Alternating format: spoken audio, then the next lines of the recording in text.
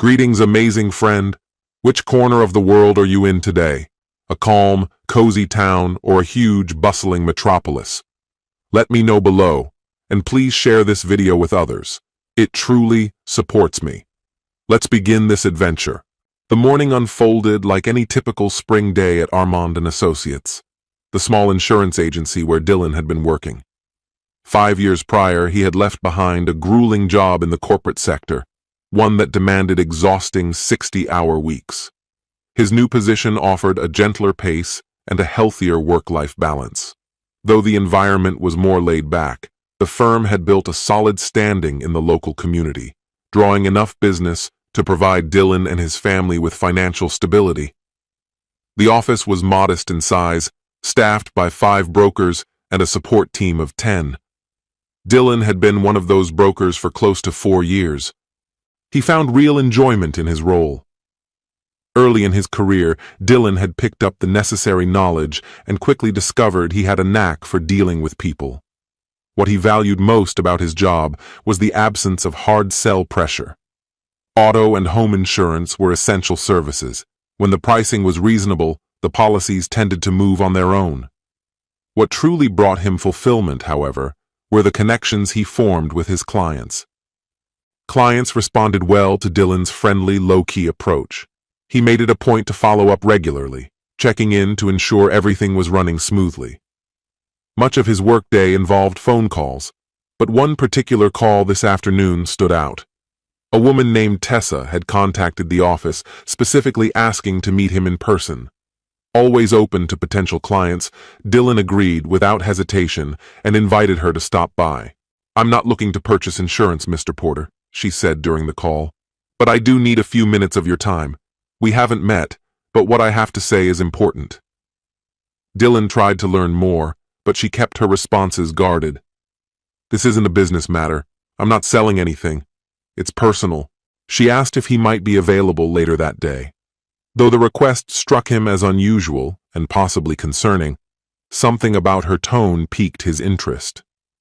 Over the years, Dylan had encountered all sorts of personalities through his work, some more unconventional than others, but Tessa sounded articulate, sincere even. Her guardedness only deepened his curiosity. "I need to know what this is about," he thought. The cafe she chose was a small, inviting place, far removed from the feel of the bigger coffee chains. It was the sort of place where friends came to unwind, sipping drinks in plush chairs. A few tables were set up for laptop users juggling work or school. By late afternoon, the crowd had thinned. 3 students were scattered across the room, absorbed in their screens. None took notice when Dylan walked in. He paused at the entrance and took a quick look around. Tessa had told him she'd be wearing green, and sure enough, she was in a lounge chair tucked into a quiet corner. Dylan made his way over. "I'm Dylan Porter," he said as he reached her. She rose and gave a brief handshake. "Tessa Daniels," she replied, offering a faint smile. "Would you like to grab a coffee before we talk?" "I'm good, thanks. I won't be able to stay too long," Dylan replied, keeping the interaction within boundaries in case things took a strange turn. He wasn't a fan of confrontational discussions and had learned how to steer conversations when needed. Setting a time limit was his way of doing just that. "Have we met before, Ms. Daniels?" Though they had already touched on that during their phone call, Dylan asked again, nudging the conversation forward. "No, we haven't," she answered softly, unwilling to elaborate. She seemed uneasy. Dylan eased into the seat across from her. "Well," he said, "you've definitely caught my attention. Your message was vague. What exactly do you want to talk about?" Although this was their first meeting, Dylan could instantly feel her tension. She held his gaze, studying him as if trying to decide whether she could trust him with what she had to say. Dylan gave a gentle smile, hoping to ease her nerves.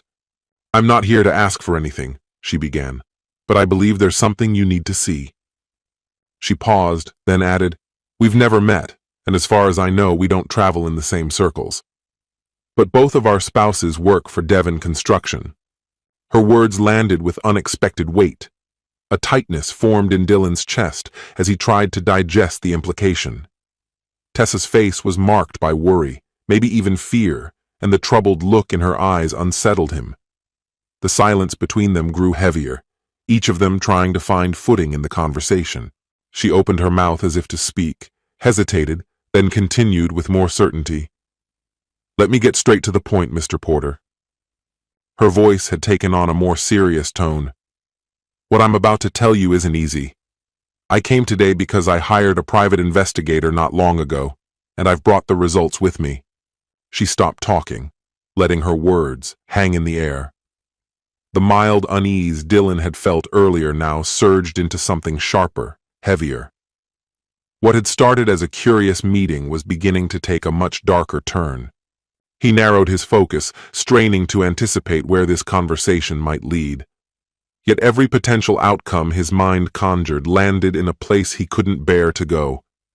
His gaze fixed on Tessa, silently pleading with her to speak her thoughts aloud so he wouldn't have to imagine them.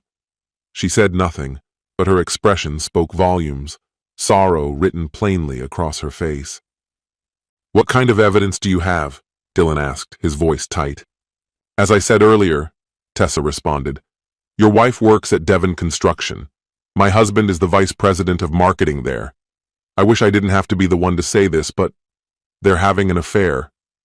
The room felt like it had been drained of oxygen. Dylan could still see, but the world around him seemed to fall away. His thoughts fired rapidly but kept crashing into a single immovable question. Bianca? Unfaithful? His eyes stared forward, blank and disconnected. Whatever they were looking at didn't register. It took a few long seconds before he returned to the present moment. Gradually, he lifted his eyes toward Tessa again. He searched her face for anything that might explain or soften the blow, but all he found was quiet devastation. His mind felt like a fragmented mirror. Nothing clear, no sense of what to say. Words wouldn't come. Tessa had once felt the same way, the first time she saw the investigator's report. It had broken her. And now, watching Dylan crumble under the weight of the same truth, she felt that pain all over again. She let the silence linger, giving him space to catch up to what he'd just heard. Finally, he asked, "When you say affair, what exactly do you mean? What kind of relationship are we talking about, and how long has this been happening?" "The PI I hired believes it started about a year ago," she said. "There are two people at Devon who work closely with Gavin and Bianca. They both confirmed it." Hearing his wife's name spoken by this near stranger hit Dylan hard, like a physical blow. "They go out for lunch almost every week. It didn't take much to piece things together. They've been meeting at a hotel not far from their office." Tessa reached into her handbag and retrieved an envelope. She slid it across the table toward him. "This is everything I've got," she said. "No pictures of them together, unfortunately," she went on. "But the investigator collected phone records, text messages, recorded calls, even emails. He was extremely thorough." Dylan barely managed a whisper. "Oh my God." It all felt unreal. Too much. Too fast. He had no idea what Tessa had planned to say when she asked to meet, but it certainly wasn't this. He fell silent, staring down at the envelope now resting in front of him. The name Howard Investigative Service was clearly printed on the front. He had a sick feeling he knew what was inside, but he couldn't bring himself to open it. Tessa picked up on his hesitation. "Everything's in there," she said softly. Still, Dylan said nothing. He felt paralyzed, his mind a fog of disbelief. But looking at the sadness etched into Tessa's features, there was no denying what this meant. She wasn't fabricating any of this. And if she wasn't lying, then Bianca really had been betraying him. For over a year. Eventually, Dylan managed to speak. "A whole year? More than that? How did I not see this?" He wasn't really addressing her. He was just trying to make sense of it out loud. "I get it," Tessa replied quietly. "Gavin and I were always close. I never would have believed he was capable of something like this either. I only reached out to an investigator after someone from inside Devon sent me an anonymous letter." "Call me Dylan," he said after a pause. "Then I'm Tessa," she replied. Looks like we're both caught in the same storm. Okay, Tessa. I'm guessing you're planning to confront Gavin soon. Tomorrow, actually. But I wanted you to know before that happens. Once I talk to him, I doubt it'll stay quiet for long. Your wife's going to find out, I know. Dylan's eyes widened, thrown off balance. Tomorrow? Could you wait a day or two? I need time to wrap my head around this, to decide how to handle it. He looked like a man adrift. Would that be okay? Just a couple of days? Tessa gave a gentle nod. Of course, Dylan. I've been living with this truth for weeks already. I just don't want to delay too much longer. She drew in a breath, steadying herself. The investigator told me they're planning some kind of trip, a getaway, just the two of them. And there's no way I'm letting them sail off like it's some grand love story. A trip? Dylan echoed, startled. That must be the conference Bianca's been going on about, he added. When is it? I don't even think the conference is real, Tessa said. But I do know they've booked a 4-day cruise, adults only. They leave on the 14th. Dylan felt like the ground had been ripped from beneath him. She's doing this? When we have 2 kids at home? Tessa didn't say anything else. She simply picked up the envelope and laid it gently in front of him once more. This is for you, Dylan. I need to be upfront. It's going to hurt. Discovering that someone you love has been deceiving you feels like a blade driven straight through your heart. I hate that I'm the one who has to tell you. Her phone number was scribbled on the back of the envelope she handed him. When you've had time to take this all in, give me a call. Tessa had seemed steady, Dylan recalled, but there was no doubt in his mind she'd known the truth for quite a while. He was only just now facing this crushing revelation, and yet a part of him already recognized the truth. If what Tessa said was real, then his marriage was already over. Thanks, Tessa, I'll be in touch. Let me sit with this for a while, he added. Since you're asking me not to confront Gavin yet, I won't. And I assume you're holding off on speaking to Bianca too, until you decide how to move forward. Honestly, I feel completely unmoored right now. I don't even know where to begin. I still can't believe Gavin would do something like this. You're still in the early stages of this, she said. The shock won't last forever. Sooner or later it'll turn into anger. Trust me. I can't imagine how you'll handle it, but I know I can't stay married to a man who's betrayed me this deeply. I'm livid. Part of me wants to make him pay. He's a selfish, lying coward who shouldn't just walk away without consequences, but I don't know how to hurt him the way he's hurt me. I think I'll end up confronting him and then filing for divorce, she continued. He probably won't even react. He and Bianca will just sail off into their fantasy world while we're left behind, trying to piece ourselves back together. If you think of a way to get back at them, tell me. Maybe we could expose them at work, or hire a PI to uncover more dirt. I don't know if revenge will fix anything, she admitted, but I'm still in contact with the investigators. There could be more to discover. Dylan looked around the cafe, his thoughts a chaotic swirl. Make them pay? He muttered under his breath. Maybe there's something I can do to help Tessa, he told himself. But first I need to wrap my head around all of this. Right now, everything felt like static. None of it added up. Tessa stood, her voice low. I'm sorry you had to find out like this, Dylan. If you ever need to talk, I'm here, she said gently. I'll check in again soon. With that, she walked out the door.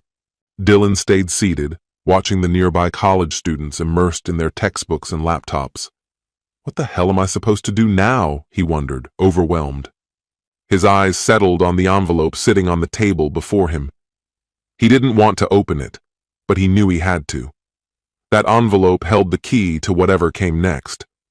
With a sigh, he reached for it, a bitter laugh slipping out. Looks like I've got homework too, he thought grimly, glancing at the students around him. But unlike their schoolwork, this file had the potential to shatter his entire world. Then his thoughts turned to the kids. This would obliterate everything they'd known. The realization landed like a blow. If this evidence confirmed Bianca's affair, there would be no salvaging their relationship. Divorce would be the only path forward. He couldn't remain with someone who'd betrayed him so completely. Their marriage hadn't been perfect, but it had always felt stable, solid. He had believed they were content. Clearly, Bianca hadn't felt the same. Instead of facing their issues or ending things honestly, she had chosen infidelity. He began to wonder if he had failed her in some way, missed the signs, neglected her needs, or just become complacent. That afternoon, Dylan had left the office early. Bianca wasn't due home for hours. Alone, he opened the envelope and began reading the report. The truth was all laid out. It took him nearly 2 hours to get through it. There was so much more than he had imagined. A flash drive was included, loaded with audio recordings, all transcribed in the documents. Dozens of photos captured moments, holding hands, kissing, clearly intimate. There were even pictures of them entering and leaving hotel rooms. Each image made his stomach churn. He looked around for the restroom, fearing he might be sick. By the time he reached the end, all doubts had vanished. Bianca wasn't who he thought she was. She didn't care about their home, their children, or him. The woman he had trusted as a wife and mother had been carrying on an entirely separate life. She was selfish, she was deceitful, and it had been going on for over a year. Weekly meetups, sometimes more. 2 business trips together. Now he knew more about her secret double life than he did about the version of her she showed him every day. The cruelest part? He didn't even recognize the woman in those reports. They'd first met 7 years earlier, fresh out of college. Both had landed jobs at the same tech firm, a company focused on inventory systems for big businesses. Dylan had joined as an assistant product manager, handling daily logistics and delivery issues. Bianca was already a year into her role in accounting. Their first real conversation happened at the holiday party that December. The company had organized a formal evening event in the heart of the city, promising a night filled with class and sophistication. "You look absolutely gorgeous tonight, Bianca," said Nina with genuine warmth. Nina was one of the many close friends Bianca had made since she started working at Devon Construction. That evening, she and Bianca, along with 5 other women from their circle, had made plans to attend the gathering together. "Thanks, Nat," Bianca replied, her smile lighting up her face. "It's kind of fun to dress up now and then." "Well, you've nailed it," Nina said with a playful grin. "That red dress? Stunning. It shows off your curves in all the right ways. Dylan, be surprised if you've got a few admirers tonight." She gave Bianca a cheeky wink. Bianca chuckled but didn't entirely believe her. She was never one to intentionally draw male attention.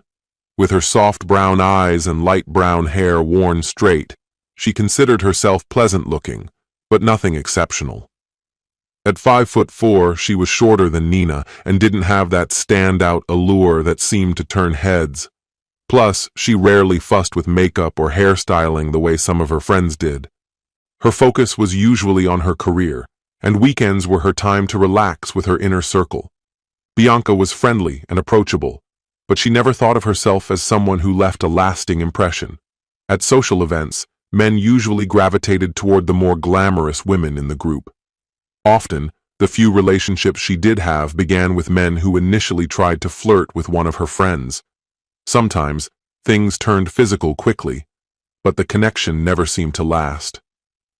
But something felt different that night. As the company holiday party unfolded, a man named Dylan noticed her.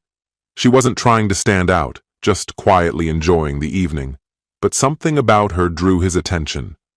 To Dylan, she was the most captivating woman in the room, and he couldn't resist approaching her. Bianca saw him coming toward their group and assumed he'd ask someone like Teresa or Nina to dance. That's how it usually went, but as he neared, his gaze met hers and didn't waver. "Would you like to dance?" he asked, his voice steady and eyes locked on hers. Caught off guard but intrigued, Bianca nodded. They moved together onto the dance floor. When the first song ended, Dylan smiled and asked if she wanted to keep going. She agreed, and soon they were dancing and chatting like old friends for over an hour. "You're absolutely beautiful," he told her sincerely. "I'd really like to spend more time with you. Can I give you a call sometime?" Bianca's heart fluttered. She nodded, touched by his directness. Dylan handed her his phone. "Go ahead and text yourself. That way, I'll have your number," he said with an easy smile.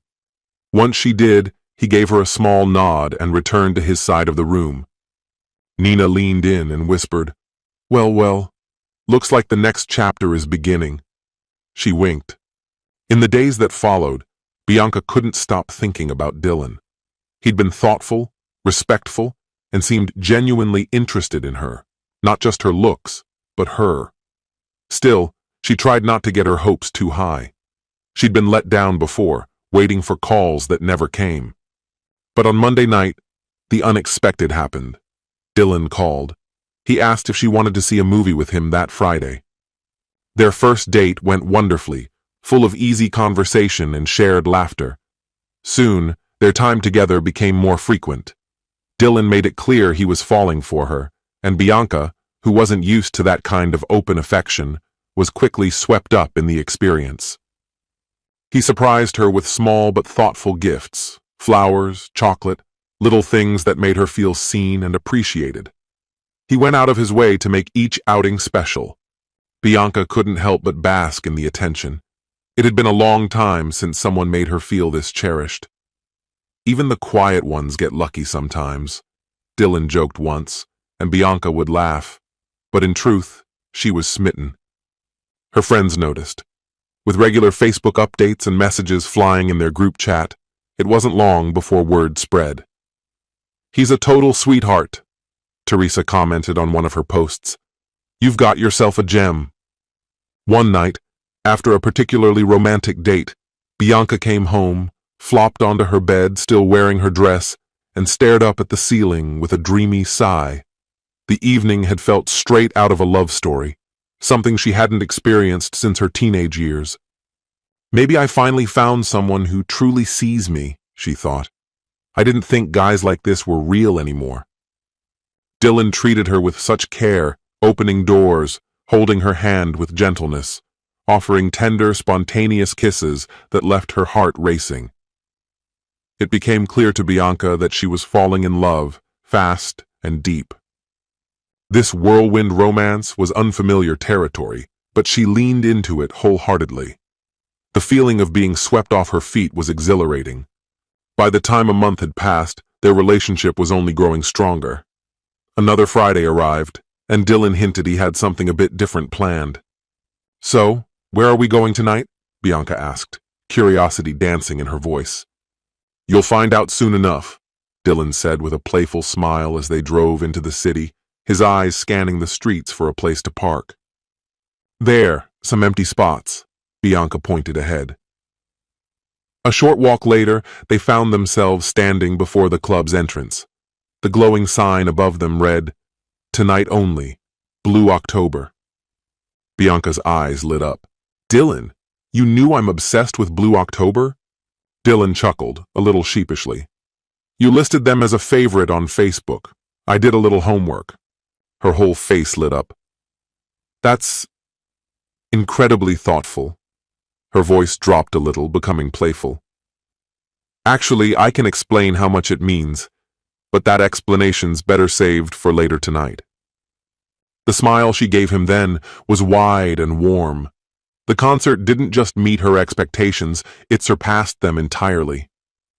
By the time they exited into the night, their energy still buzzed from the performance. Later, they arrived at Bianca's home. Despite her usual self-assurance, Bianca found herself hesitating. Something about Dylan's heartfelt approach made her want to slow down, to not mess up something that felt meaningful. Yet when the two were alone, there was no rush, just a gentle unfolding, natural and sincere. The story continues. Not long after, they exchanged vows in a simple yet deeply moving ceremony. Surrounded by a crowd of loved ones, Bianca's friends and her tight-knit family, the celebration felt genuine and joyful. In the months that followed, Bianca embraced married life with delight. She eagerly brought Dylan to every social gathering, from casual dinners to lively parties. Her social media lit up with photos capturing their moments together. She adored spotlighting the daily magic of their shared world. In nearly every post, Dylan appeared by her side, smiling, dancing, living. And each time, Dylan felt genuinely appreciated. Sometimes he questioned whether anyone truly cared about their day-to-day life, but the likes and warm comments told a different story. What mattered most to Dylan, though, was that Bianca clearly treasured what they had and made no effort to hide it. Now in the present day, Tessa has just returned from a meeting with Dylan. Now she sits quietly in the living room she shares with Gavin, the stillness of the spacious home wrapping around her. The vaulted ceiling towers above, while a large fireplace sits like a sentinel at the room's far end. She flicks on the gas logs and watches the flames flicker, her mind drifting through memories of the life she and Gavin have shaped. With 4 bedrooms, a gym, and a sprawling family room, the house feels vast, too vast now that the kids are out on their own. She thinks about mentioning it to Gavin. Maybe it's time for something new, a fresh start, a shift in scenery. Then again, changes are already brewing. Tessa and Gavin have been husband and wife for 26 years. Their 2 grown children have started families of their own, and they're now the proud grandparents of 2 little ones. Their story goes way back. Their families were neighbors and friends for decades. Tessa and Gavin first met as children, grade school classmates whose lives had always lightly intersected. Years later, after earning his MBA, Gavin returned home for a visit. 6 grueling years of dedication had culminated in that hard-earned degree. He felt unstoppable, young, accomplished, and ready for whatever came next. His parents, beaming with pride, threw him a graduation celebration in their backyard. The event was well organized, with a caterer managing the food and everything set up just right. Tessa was excited to attend with her mom and dad. It had been ages since she'd last seen Gavin, but even as a young girl she'd carried a quiet fondness for him. He'd always been a few years older, teasing, kind, with a spark of mischief. She remembered the time he told her, out of the blue, that one day she'd be beautiful. It had made her cheeks burn. Now she was 19, Gavin was 26. As soon as Tessa stepped into the yard, Gavin noticed her. At first, he wasn't sure who she was, but something about her told him this striking young woman had to be Tessa. She had blossomed into someone truly stunning, tall, graceful, effortlessly radiant. While she spoke with his parents, Gavin couldn't look away. To him, she resembled the kind of woman you'd see on a European beer label, classic, elegant. Without hesitation, he walked over and looked her straight in the eye. "Wow," he said. "Look at you, all grown up." As their families wandered off into conversation, Gavin seized the chance to catch up. He asked about her school, her interests, her plans. They both sensed there was a lot to rediscover. Their parents seemed to sense it too, giving them space while keeping an eye on things from a distance. Throughout the evening, they gravitated back to each other, again and again. Gavin kept finding little excuses to talk with her, harmless questions, shared memories. Tessa felt seen. The way Gavin focused on her, truly listened, it left a mark. She found herself admiring the man he'd become. He had multiple degrees now, and a solid career already underway in San Francisco. As the night came to a close, Tessa stood with her parents at the gate, exchanging goodbyes with Gavin's family. Before she could leave, Gavin approached one final time. Standing close, his voice dropped just enough for her to know he meant every word. "Thanks for coming. It meant a lot to see you again. I only wish we'd had more time." Then he asked, hopeful and sincere, "Would you have dinner with me tomorrow night?" Tessa met his gaze, and with a warm smile, she nodded. She wanted to make sure he knew she appreciated the gesture. "Of course, Gavin, that sounds lovely." Over the next couple of weeks, they went on several dates. Gavin made it clear he was romantically interested in Tessa. Each night ended with a kiss, but on their last evening together, they lingered in his car for 15 minutes before she finally stepped out. "I'm moving to San Francisco," he told her, "but I don't want this to be the end for us. If you're open to the idea of long distance, I'd really like to keep this going. I believe we can make it work." And they did. For the next year, they stayed connected through email, nurturing their bond despite the miles between them. A year later, they committed fully to one another. 18 months after that first date, they held a grand wedding, and Tessa moved west to start their life together. Now, 26 years into marriage, they often looked back at the road they'd traveled. In the early years, they were a true partnership, raising children, Tessa running the household, Gavin chasing career ambitions. But after their kids had grown up and moved on, that strong sense of teamwork began to wane. Gavin had always aimed high in the corporate world, dreaming of a VP role, but it had become evident that goal might never materialize. The business landscape had changed, technology had become central, and Gavin struggled to keep pace with new tools and platforms. He often felt out of place, as if the younger generation spoke an entirely different language. Gavin and Bianca had been co-workers for years, ever since she joined Devon Construction. Gavin had a long-standing role as vice president of marketing, and Bianca worked in finance, overseeing vendor relationships. Because their departments frequently overlapped, they often found themselves in the same meetings. Bianca was warm and talkative, and Gavin enjoyed her presence.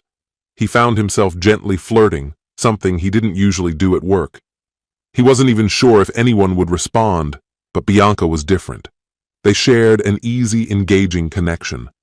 Over the past few months, they'd had lunch several times, usually in groups, but sometimes alone. Lately, Gavin had begun complimenting her more often, her hairstyle, her outfits. Bianca, in turn, had started dressing more deliberately and even wore makeup to the office.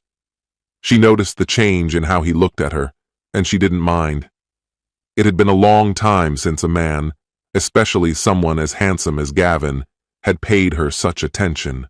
Occasionally, she found herself lost in thought, imagining what it might be like to be with him. It's just fantasy, she told herself, harmless. One Wednesday morning, after the daily team check-in, Gavin approached her. Bianca, Greg mentioned you've been in contact with Ace Construction about a possible deal. I'm meeting with them Friday about a different project and was hoping to get your insights beforehand. Bianca smiled. I'm booked tomorrow morning, but I could carve out time in the afternoon. Would 4 work for you? I've got something then, Gavin replied, then paused. How about dinner tomorrow? We can discuss it over a meal, my treat. He flashed a smile. Bianca could sense his intentions went beyond professional. The idea of sharing dinner with him gave her a sudden rush of warmth. She decided to meet him halfway. Gavin, I'm a married woman. I can't just go out with you like that. He picked up on the playful tone.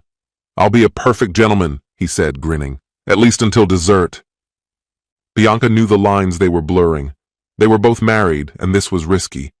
But it was just dinner. What could really happen? If you genuinely need to talk about Ace, she said casually, then I guess one meal wouldn't hurt. She looked at him with mischief. Just make sure it's somewhere classy.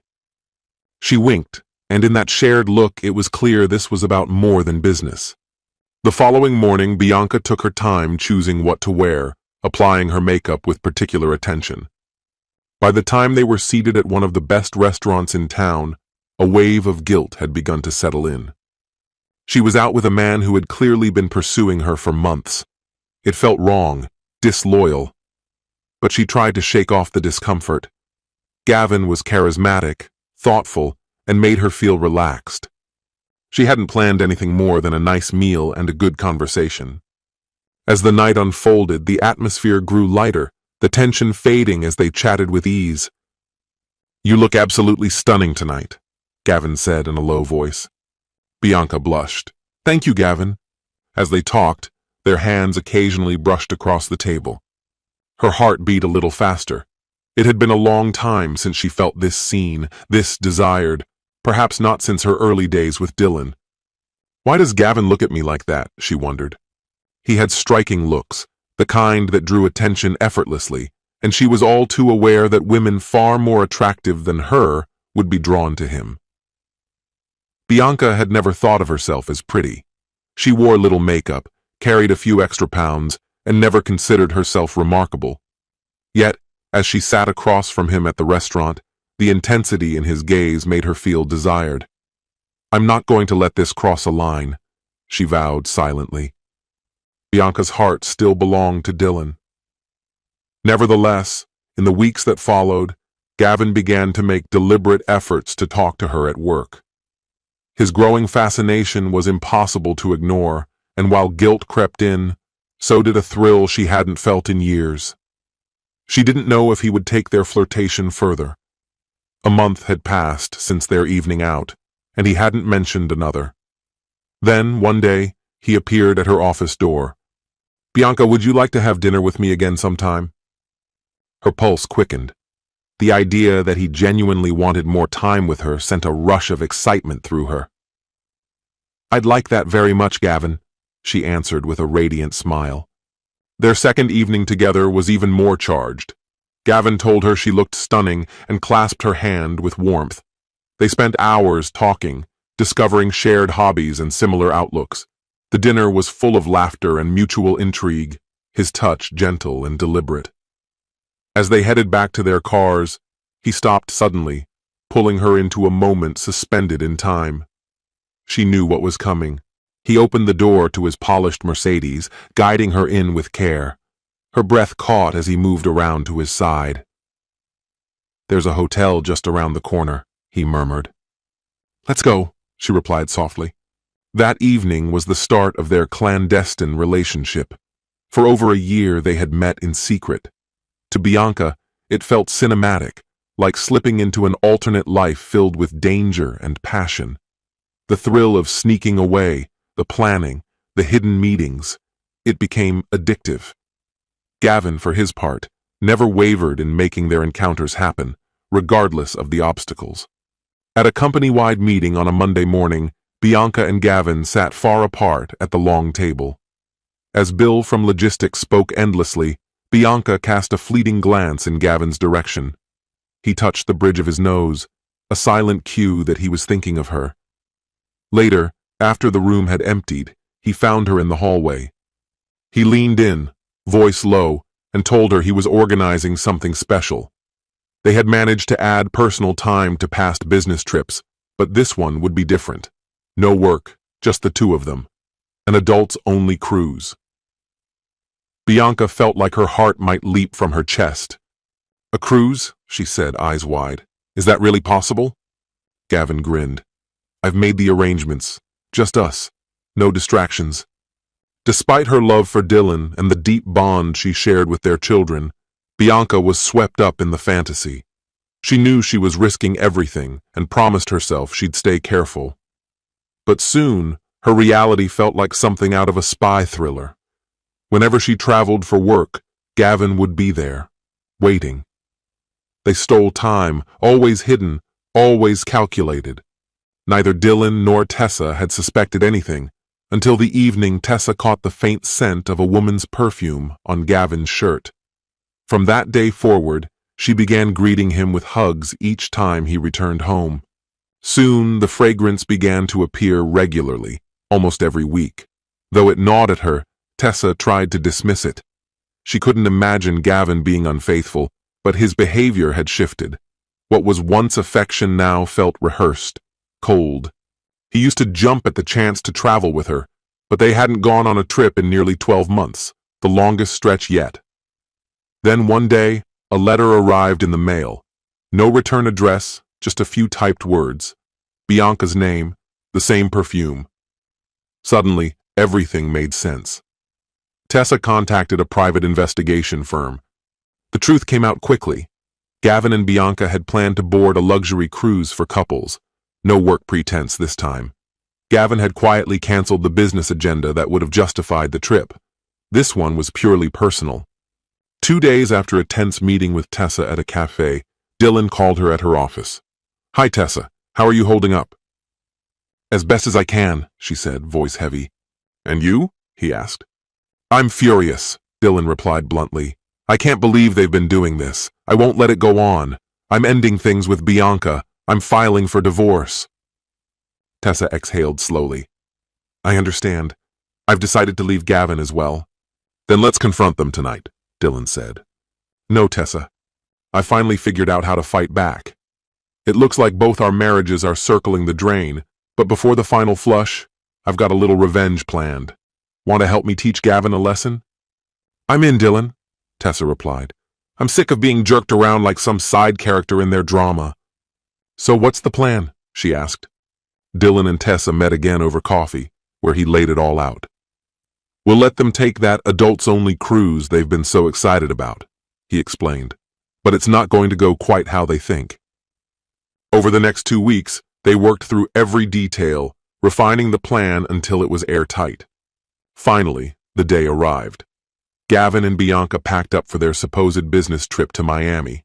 That morning, just before Bianca stepped out the door, Dylan stopped her. Bianca, he began, voice steady. We've been married 10 years. I've poured everything I have into this life we've made. Our home, our 2 amazing kids. I thought we were both all in. There was a flicker of hesitation in Bianca's expression, but her mind was clearly elsewhere, on warm beaches and secret rendezvous. Of course, Dylan, she said, offering a half-hearted smile. You know I love you. Dylan looked at her closely. Her words rang hollow. The woman standing in front of him wasn't the one he fell in love with. She'd changed, grown distant, self-absorbed, unfaithful. Still, he offered her one final chance. You don't have to go, he said. Skip the trip. Stay here with the kids and me. We could take them to Amusement World, just us, like old times. She paused, but only for a moment. Dylan, I can't cancel now. This training is important, and my boss would flip if I backed out, she said, the lie sliding easily off her tongue. Dylan nodded slowly. He didn't need proof anymore. He already knew. Have a nice trip, Bianca, he said quietly. Later, on the cruise ship, Gavin and Bianca waited on deck for departure. Bianca made a quick call home. Just got to the hotel, she told Dylan.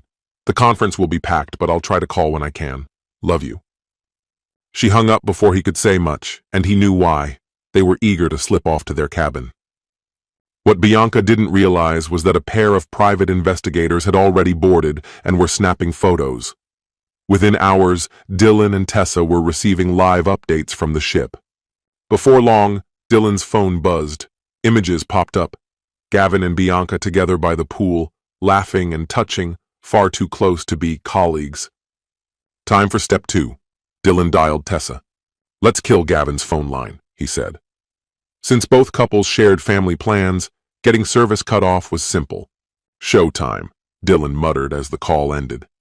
He logged into Bianca's Facebook account next. She'd made it easy. Same password for everything. Dylan uploaded the poolside shots, cropped just enough to avoid full nudity but leaving no doubt about what was going on. Then came the caption. He typed, Status update. I had it good with Dylan, a loyal husband, a great dad, but I wanted more. So here I am, living it up with someone new. He's gorgeous and a VP at work. This week, we're cruising through paradise, and I'm climbing the ladder in more ways than one. Dylan? Who's that? Stick around. More updates coming soon. He counted down in his head. 3, 2, 1, post. The backlash was instant. Comments exploded across the screen. Is this real? Wow, just wow. What kind of person does this? Bianca, you just destroyed your whole family. Within hours, dozens of friends had unfriended her. Others left stunned, angry messages. Just as Dylan predicted, no one could reach her. Her phone was out of service. Later that evening, Dylan's phone rang. It was Carla, Bianca's sister. Her name flashed across the screen. Hey, Carla, he answered casually. Doing all right? No, I haven't heard from Bianca since last night. She said she had some conference down in Florida. No, nothing unusual on my end. Everything appears fine. Should I be worried about something? All right then. I'll let her know you called. Yes, she's supposed to touch base with me later tonight. Take care. Carla said she'd attempt to reach Bianca again, and then follow up with Dylan. In the meantime, Dylan texted Tessa to say that Bianca's initial update had gone live on Facebook.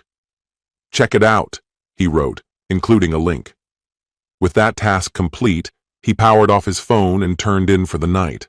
The next morning, Dylan got up, got the kids ready for school, and turned his phone back on. There was a voicemail from Carla. She still hadn't reached Bianca and was wondering if Dylan had heard from her. Another message followed, this one from Bianca, using a number Dylan didn't recognize. She explained her phone battery had died, so she borrowed a coworker's to leave a message. She promised to try calling again the following evening once her conference sessions ended. Dylan realized she had no idea what had begun to unravel back home. Later that day, the private investigators Dylan had hired sent him a message. Gavin and Bianca had gotten off the cruise ship and were now lounging at the beach. Not long after, pictures arrived. Dylan smirked. He had fresh material for that night's update. When he returned home from work, more images awaited him. Photos of the pair sprawled on the sand. That's when the investigators hit the jackpot. Gavin and Bianca had apparently rented a small beach cabana. The tent wasn't well concealed, which made it easy for the investigator to film from a distance using a zoom lens. He captured 5 minutes of video footage. Dylan created a cloud storage folder with shareable access and granted upload permissions to the investigators. Before long, they had sent over the new video and additional images. Dylan sat and watched the latest clip. This is it, he thought, rage burning through his chest. Now I've got everything. I'm going to expose you for the cheater you are, right in front of everyone. He opened Bianca's Facebook page and was stunned by the wave of responses that had appeared overnight. Though there had been a few harsh remarks before, the criticism had now exploded. Just wait until they see what's coming next, Dylan muttered. He uploaded more of the photos and drafted another fake post pretending to be Bianca. Facebook post: Why is everyone acting so shocked?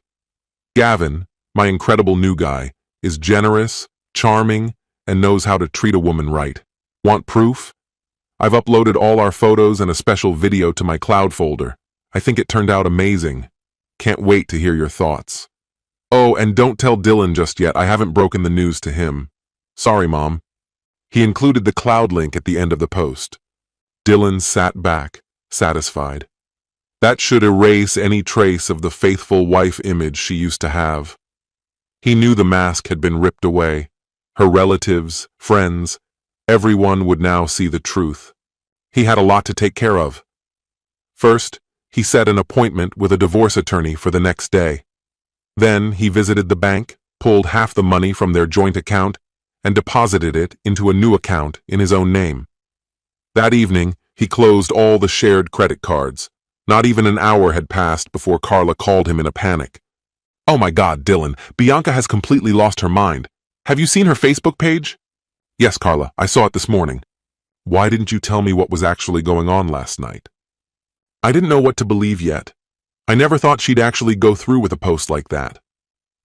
There have been more updates. You haven't seen the latest ones? Dylan wanted to tell Carla the truth, but he wasn't quite ready. No, Carla. I've decided I'm done looking at anything else from your sister. I'm sorry. I didn't mean to take it out on you. But she betrayed me. And I'm finished. She added even more pictures. And a video, Dylan. A video. What the hell is wrong with her? How could she humiliate you like this? People are calling me non-stop because no one can get in touch with her. Dylan, I need to ask, is this retaliation? Did she catch you cheating and now she's getting even? No, Carla, I swear on everything. I've never cheated on her. Not once. I don't understand what's gotten into her. If she wants to act like that in public, that's on her. Have you reached her at all? What has she said? No, Carla replied. Her phone still goes straight to voicemail. I reached out to the cruise line, but they confirmed there's no one named Bianca Porter listed among the passengers. Dylan, do you by any chance know Gavin's last name? She's likely using it on the manifest. No, Carla, Dylan answered. And honestly, I don't care anymore.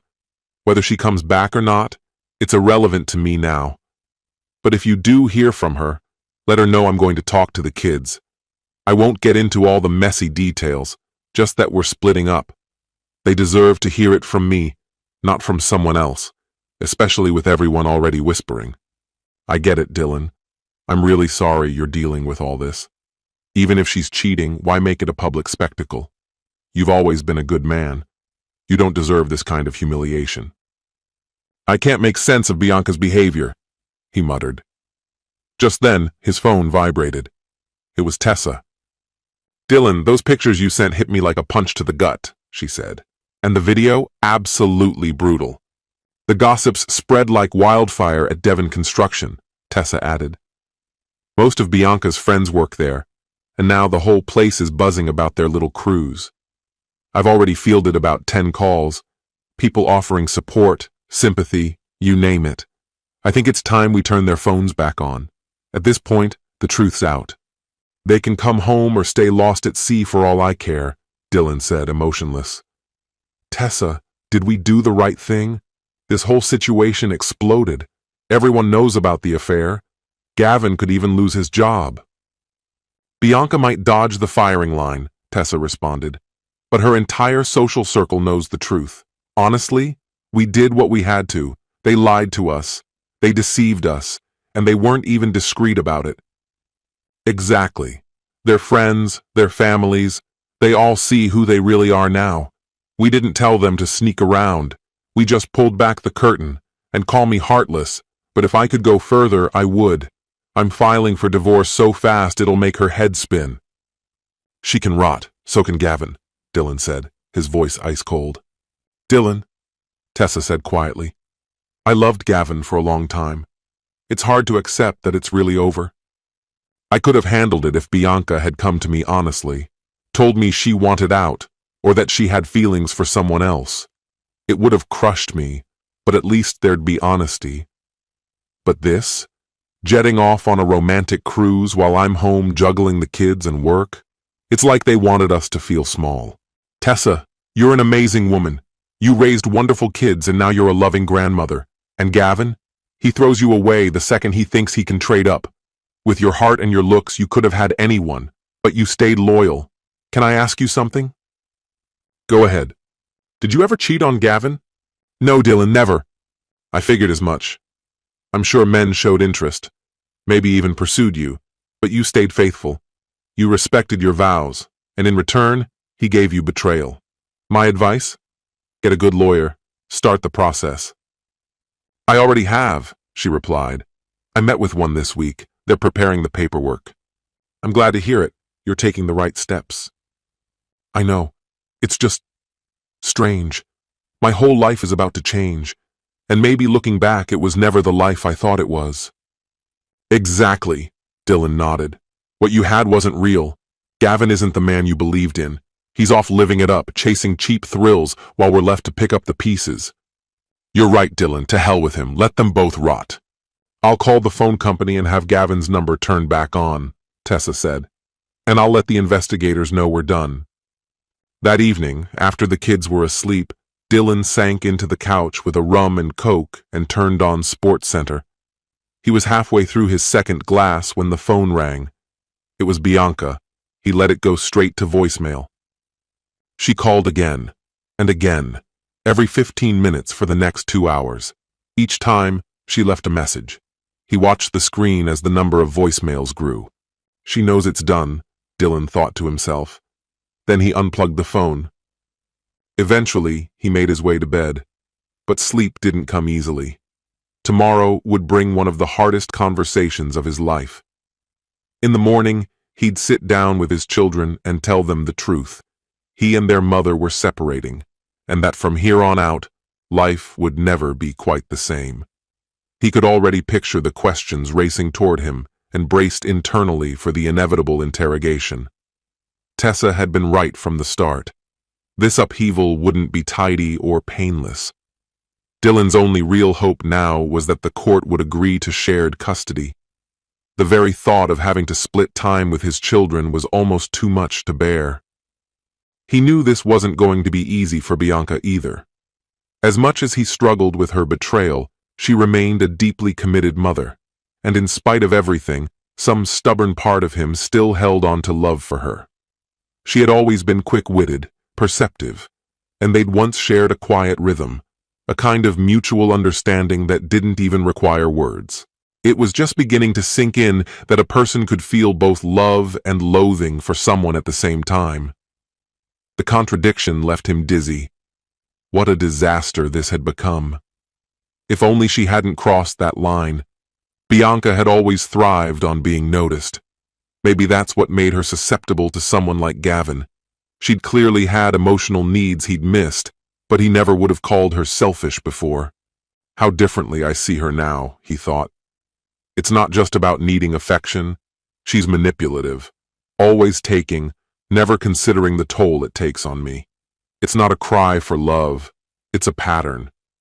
She never once stopped to wonder how I was feeling through any of this. I've become nothing more than a live-in caretaker, a part-time dad, a background character. Looking back, Dylan couldn't believe how completely blind he'd been. Had he really gone 10 years without recognizing the truth? Was love really that blinding? Never again, he promised himself. I really thought she was the one. What a joke. I was naive. It's time to move forward. Back at the cabin, Bianca's phone sat motionless on the counter, quietly charging. It hadn't made a sound since they'd stepped aboard the ship. But as the cruise ship began its journey back to the States, the phone suddenly lit up, buzzing and pinging without pause. Startled, Bianca grabbed it, confusion washing over her as she stared at the flood of alerts. 23 new messages? Her heart jumped. She and Gavin exchanged a tense, silent glance, both of them sensing trouble. "What's happening?" Gavin asked, peering over her shoulder. "Why so many texts?" Oh no. What if something happened with the kids? Her voice was tight, and fear edged in. Almost all the notifications were from her sister, but none were from Dylan. That detail sent a chill through her. With shaking hands, she tapped the button to call Carla back. As soon as the line connected, Carla's voice roared into her ear. "What the hell is wrong with you?" she screamed, giving Bianca no time to speak. "Why would you post that trash on Facebook? Are you completely out of your mind?" Bianca froze, dumbfounded. What was Carla even talking about? "What do you mean? What post?" "The one of you on a cruise with your boyfriend, Gavin. How could you broadcast that? And what about your kids? What were you thinking?" It was like being punched in the stomach. Her legs gave out beneath her. She collapsed onto the narrow couch, speechless, the phone still pressed to her ear. Gavin looked at her, alarmed by how pale she'd become. She tried to form words, but nothing came out. "Bianca? Say something. What is it?" Gavin leaned in, concern etched on his face. Barely audible, she murmured into the phone. "Carla, how do you know about Gavin? Or that I'm even on this trip?" Carla didn't miss a beat. "Because you posted it. Photos, a video. It's all over your Facebook profile." All the color drained from Bianca's face. Her grip loosened, and the phone slipped from her hand, landing softly on the carpet. She didn't move to pick it up. She just stared at it, as if it had turned into something dangerous. Gavin leaned closer, baffled. "Bianca, talk to me. What's happening?" Still stunned, she didn't answer. Her gaze was locked on the fallen phone like it held something poisonous. Carla's voice was still coming through the speaker, sharp but muffled, as though from a tunnel. Eventually, Bianca forced herself to lift the phone and bring it back to her ear. "Delete the whole page, now, and get back here, immediately."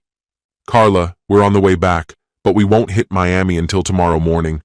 My flight doesn't land until tomorrow night." Bianca spoke into the phone, her voice strained. "You have to take that stuff off your profile right now and come up with something believable. What were you even thinking?" Carla's words struck her like ice water. Bianca couldn't speak. Her body went still, as though her mind had been yanked into a nightmare she couldn't wake from. "I'll check Facebook. Maybe there's something I can do," she said softly, barely audible. "Let me know the moment you hear anything else, and you have to talk to Dylan. I don't care how, but you need to. Bye." The call ended. Bianca held her phone, dazed for a moment longer. Then she opened Facebook, dreading what she might find. Chapter 2. Bianca erased everything she could from her Facebook profile, but the cloud storage linked to her account refused to cooperate. When she checked it, her stomach dropped. The images were shocking, explicit, deeply personal, and degrading. How did they get there? Who had taken them? And more importantly, how did they end up tied to her account? It was obvious someone had hacked her, but this wasn't just some random cyber attack. The person knew things, intimate things about her, about Gavin, about the people around them. These weren't just compromising photos. They came with captions and posts that made her look vile. She was portrayed as crude and hypersexual. I look like some trashy stereotype, she thought, sickened. What does Dylan think of me now? She clicked through her friend list. Less than 75 names remained. Dozens had disappeared. Some unfriended her, others just went silent. Oh my God, she whispered. They all think I'm some kind of monster. They've abandoned me. The only comfort she clung to was the hope that her remaining friends hadn't seen the posts yet. If they had, they'd be gone too. This is the end, she thought, spiraling. What about Dylan? What about the kids? Why hadn't Dylan called or texted? He had to have seen it. Maybe he was too disgusted to respond. Maybe he was finished with her. Maybe she deserved it. She slumped in her seat, feeling like the air had been sucked from her lungs. How do I undo this? It's not just me.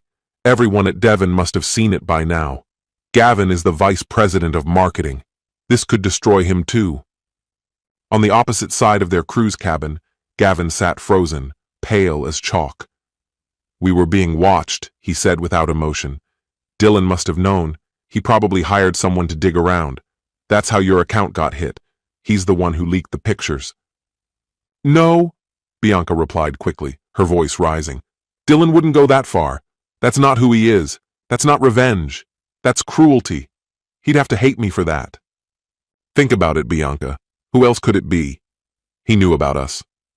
I'm mentioned in your messages. He knows who your co-workers are, who your friends are. He had a motive. He had access. She didn't answer right away. Her thoughts were slow, her brain refusing to keep up.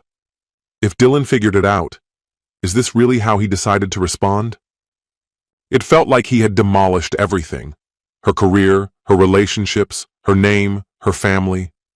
The very thing she feared most had just happened. She stared up at the ceiling, barely breathing. The consequences were coming down like thunder.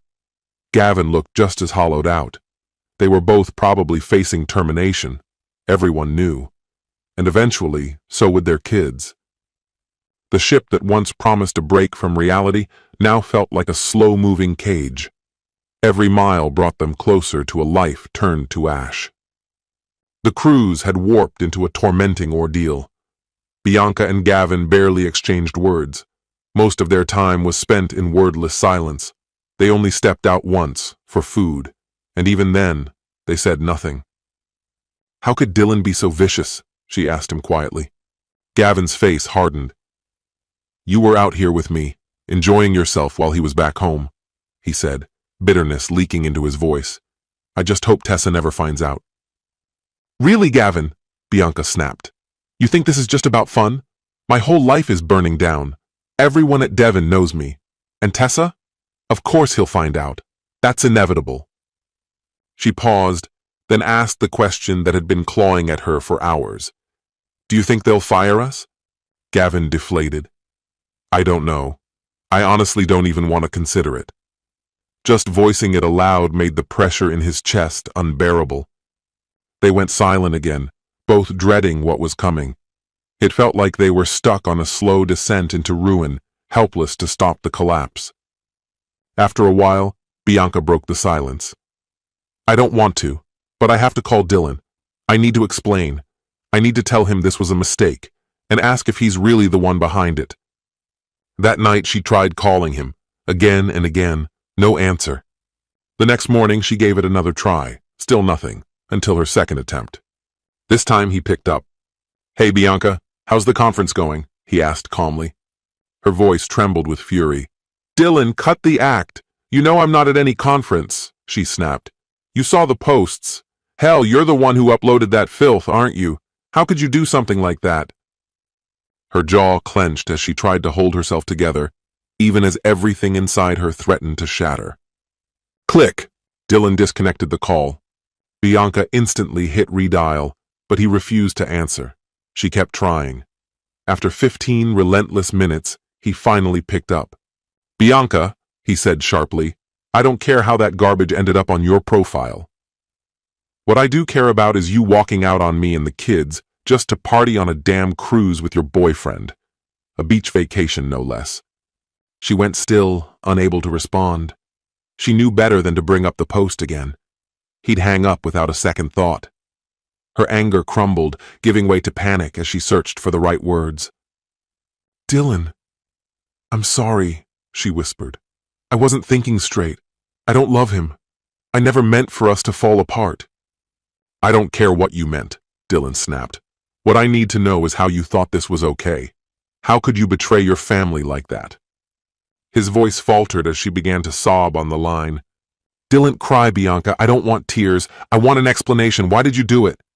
She tried to respond, but nothing came, just broken sobs. "Oh my God, Dylan. I'm so sorry.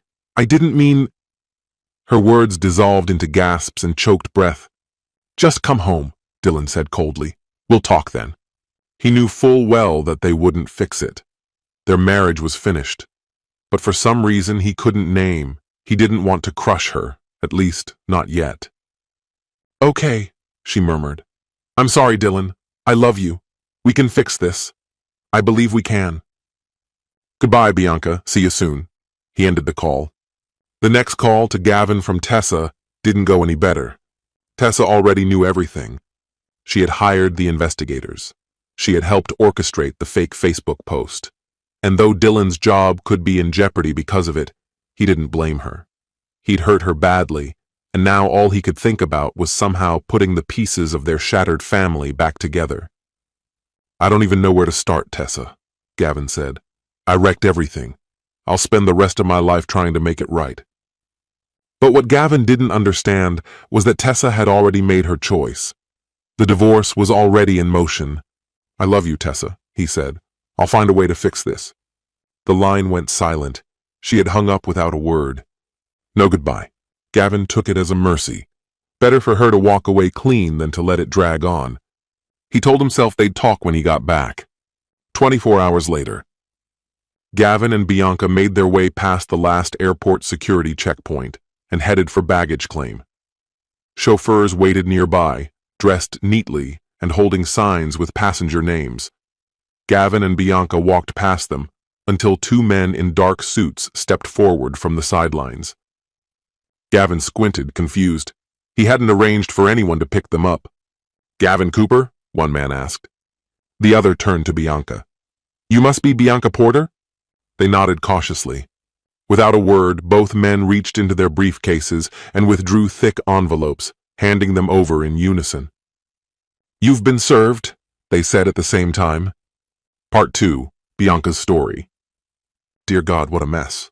I stood on the balcony of our cruise cabin, fingers clutching the railing as I stared at the endless blue horizon. The sea churned around us, the ship carving a path through the waves, yet it felt like we weren't moving at all. The trip back to Miami dragged endlessly. I still couldn't fully grasp what had happened.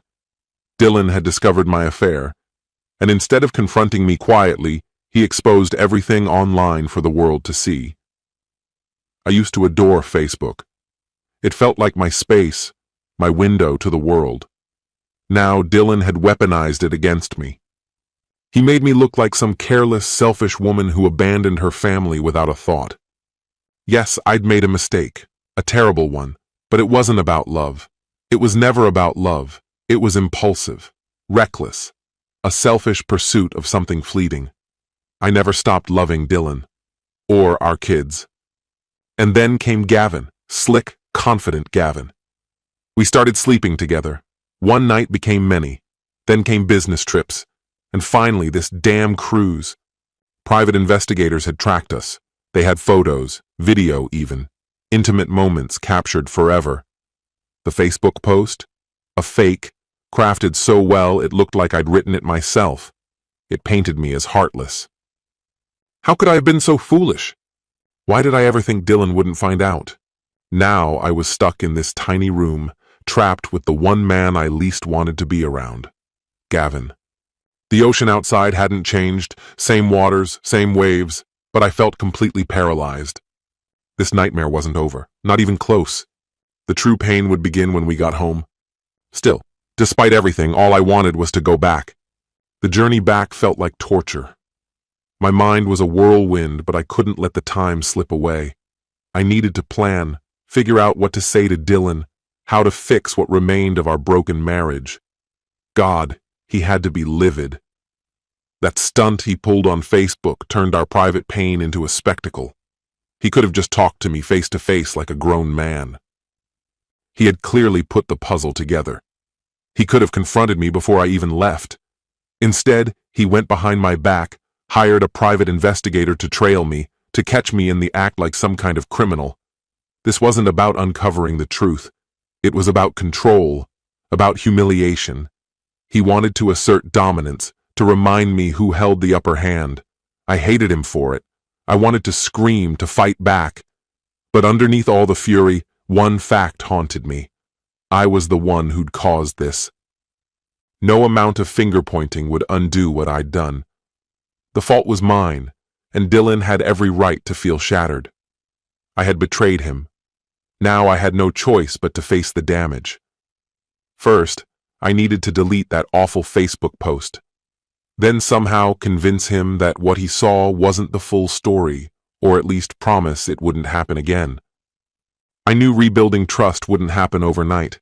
It could take months, maybe years. But I wasn't ready to give up. I loved him, and I wanted to fight for us. I didn't want our family to fall apart over one terrible mistake. The problem was, it wasn't just between us anymore. The news had spread.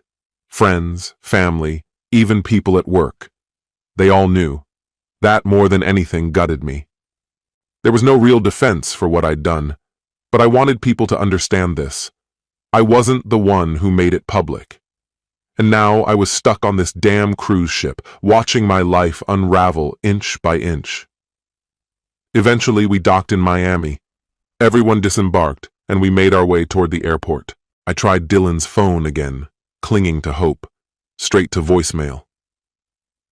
"What time's our flight landing, Gavin?" I asked. We hadn't exchanged many words lately. We were both too consumed by our own private misery to speak much. Neither of us had the strength to address the storm waiting for us on the other side of this trip. I wanted to be home, but every mile closer filled me with dread. "Do you think your marriage can survive this, Gavin?" I asked. "I do," he said. "This is the first time I've ever done anything like this to Tessa." The word, cheated, hit like a punch to the gut. Hearing it out loud made it real, made it ugly. I'd told myself it was just a small detour, a little secret, maybe even an emotional escape.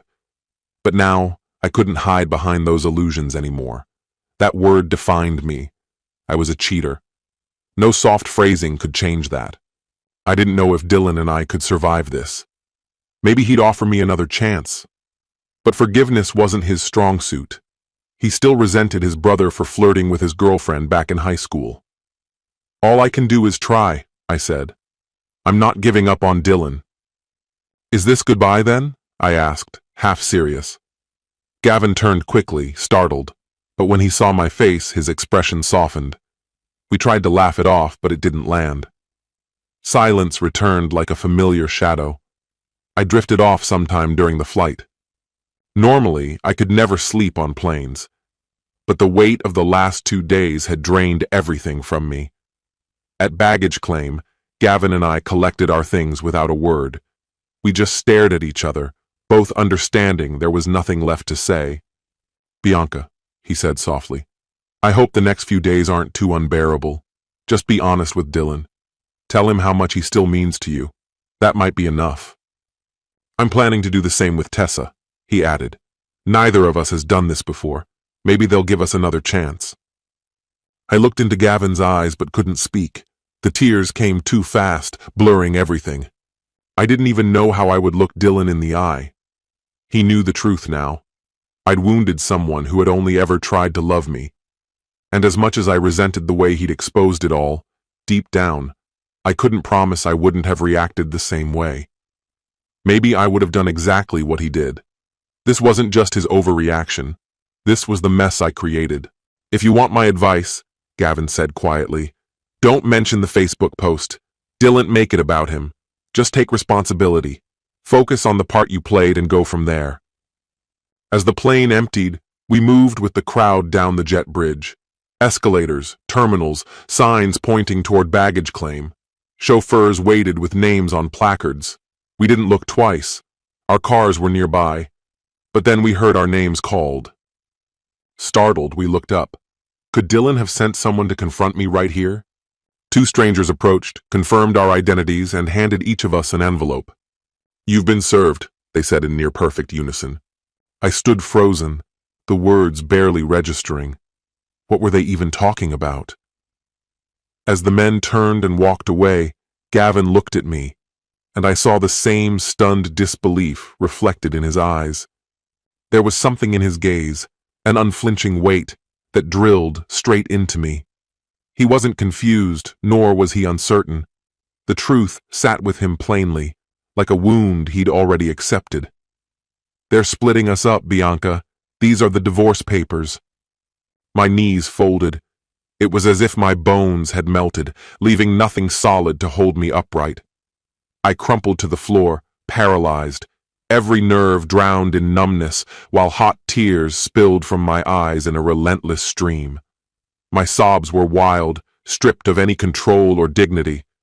People nearby paused, watching with a mixture of concern and discomfort, but I barely noticed.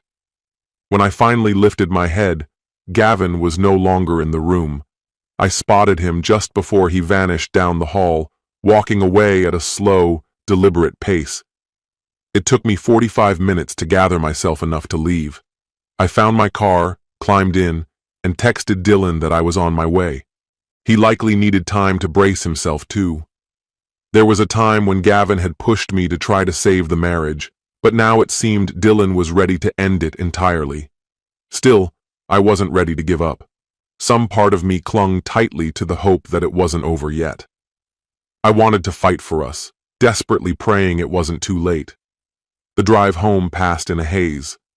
My mind swirled with frantic thoughts, none of them complete. Only one thing was clear. I had to see Dylan. The minutes dragged like hours. When I finally turned onto our street, evening light still bathed the houses in gold. His car wasn't outside. It was probably tucked away in the garage, like always. My stomach twisted. It felt like I was stepping into the end of everything. Had he changed the locks? Would I even be allowed inside? I stood at the front door, hesitating, ears straining for any sign of life inside. Nothing. I gripped the handle. Locked. Panic surged in me. Had he really shut me out? I slid my key into the lock and turned. It opened easily. The door creaked open. Silence pressed in from all sides. The house was still and dim. No footsteps, no voices, no children racing toward me with shrieks of joy. I pulled my suitcase over the threshold and flicked on the hallway light. "Hello?" The word echoed off the walls. "Anybody home?" I said more quietly, already knowing the answer. I left my bag by the door and started walking through the house. Everything was in place. Nothing seemed disturbed, yet the quiet was unnerving. At least Dylan hadn't cleared out. I made my way upstairs toward the bedrooms. Pausing at the children's room, I leaned into the doorway. The beds were unmade. Toys were scattered in careless piles.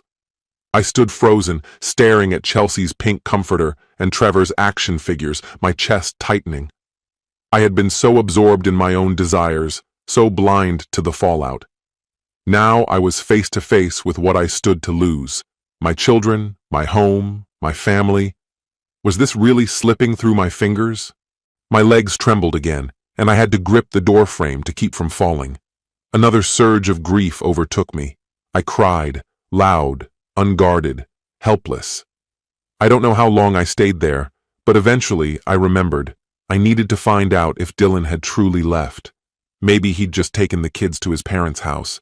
Maybe he wasn't coming back. I walked to our bedroom. Everything looked the same. His clothes still hung in the closet. That tiny mundane detail sparked a faint ember of hope. Maybe, just maybe, this wasn't over. I trudged downstairs into the kitchen. My body felt hollow. I hadn't eaten properly in days. Maybe food would help me think. That's when I saw it. a neatly folded piece of paper on the table. Here was my answer. At least now I'd have some clarity. The note was short and to the point. Dylan had taken the kids to his parents. Tomorrow was Sunday. He would come back in the morning so we could talk. I'd see the children in the afternoon. More waiting. Always more waiting. It felt endless, like being buried under a mountain of silence. Why was Dylan doing this? Why this slow unraveling? It felt like punishment. And in my heart, I knew. It had only just begun. I was preparing for the worst, but I was no longer running from it. I still loved Dylan. I always had. Yet I'd let myself be swept up in Gavin's deception. I had to start making things right. First stop, Facebook. I went into the office and logged into my account. My blood boiled the second I saw it. Posts Dylan had made to look like they were from me. They painted me as cold, careless, a woman who had tossed away her family without a second thought. I knew I'd caused him pain, but what he'd written, it shattered me. I deleted the post immediately. Then, drawing in a shaky breath, I began typing my own message. It was time to speak for myself, to tell the truth. Statement regarding recent events. There's something important I need to set straight. If you've come across a recent post that appears to be from me, please know I didn't write it. It's true that my account was accessed without my permission. That much I can confirm. And yes, I made a terrible mistake, one that haunts me. I was unfaithful. I broke the promises I made and became involved with another man. That's on me, and I own it. But I did not put those details out into the world for everyone to dissect. I didn't leak private messages or air my shame for public consumption. I'm truly sorry that anyone had to witness such an intimate disaster unfold this way. Aftermath. When I finally logged off, I didn't look back.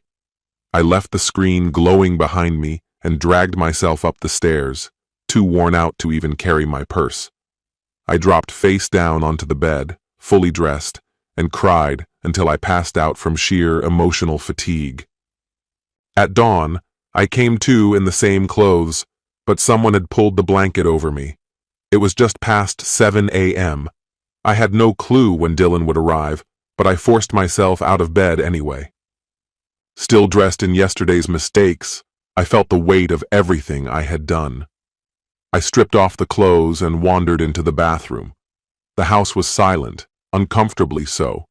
Showering alone on a Sunday morning in what used to be our home only deepened the sense of loss. The grief didn't even come with tears this time, just an empty hollowness. The thought of Dylan walking through the front door soon made me physically ill. What could I even say? Worse, what would he say? Would he want to talk things through? Or was it already too late?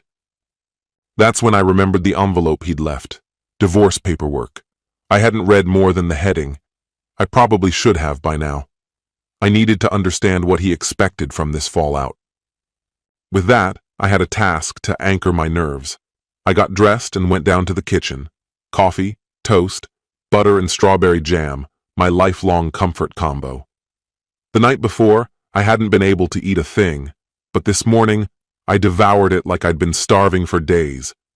I reached into my bag and pulled out the documents. I spread them across the table and started reading. The language was heavy and full of legal jargon, but the overall message was loud and clear. He was asking for joint custody. The house would be sold, profits split.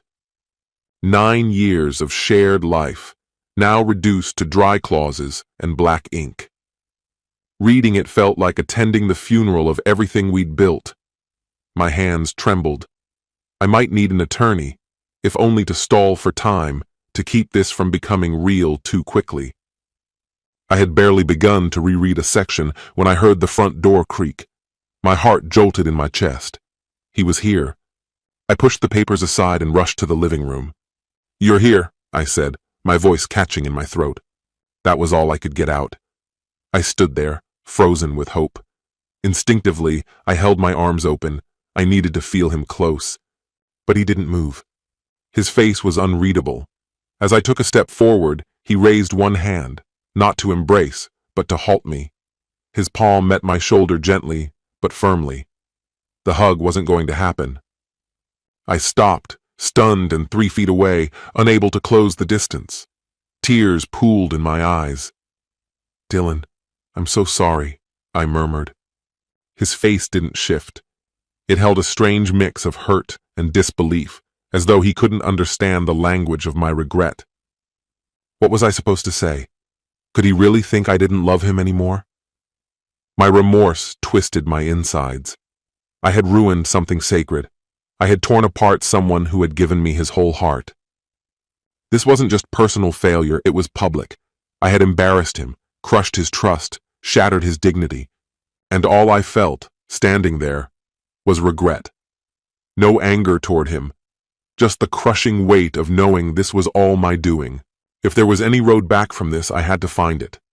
"Please, Dylan," I begged, "say something, anything, yell at me, curse me out, just don't stand there in silence." Finally he spoke. "Bianca, how could you? How could you just throw it all away?" He paused, staring at me with an expression that had moved past rage into something quieter and far sadder.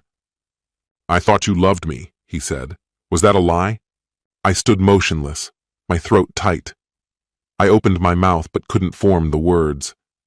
Finally, I whispered, "I don't know what to say. I don't have a good reason. One day I just let it happen. I let him flirt with me, and I liked the attention. I didn't stop it. I didn't even try to stop it. I thought I only needed you. But then Gavin came along and I got swept up. And I let it happen." He gave a slow, bitter shake of the head. "That's not an explanation," he said coldly. "It's an excuse. You destroyed everything. For what?" I couldn't answer. My face was wet, my heart cracking under the weight of his voice. Then he looked straight at me, and his next words sliced deeper. "What about the kids?" he asked, voice rising. "Did you think about them at all? Now our children would grow up dividing their time between 2 homes. Oh God, Dylan. Please, I'm pleading with you, don't go through with this. Dylan, end our marriage. I swear to you, what happened with Gavin meant nothing. It was a meaningless lapse in judgment, nothing more. I never stopped loving you. I'll do anything, to fix what I've broken. Just postpone the divorce. Give me a chance to prove that my love is real, and I'll never make a mistake like this again.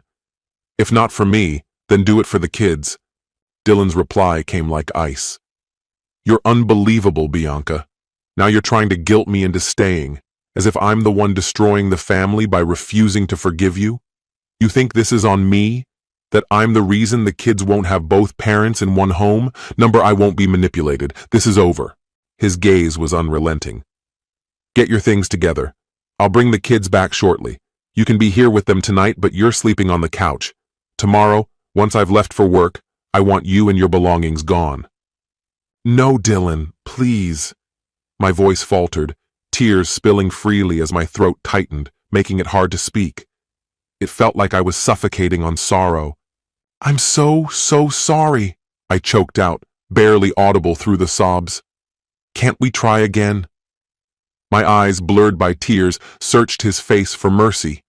But when I looked up, he was already walking out, and then, just like that, he was gone. I crumpled onto the couch, trembling with grief, unable to stop crying.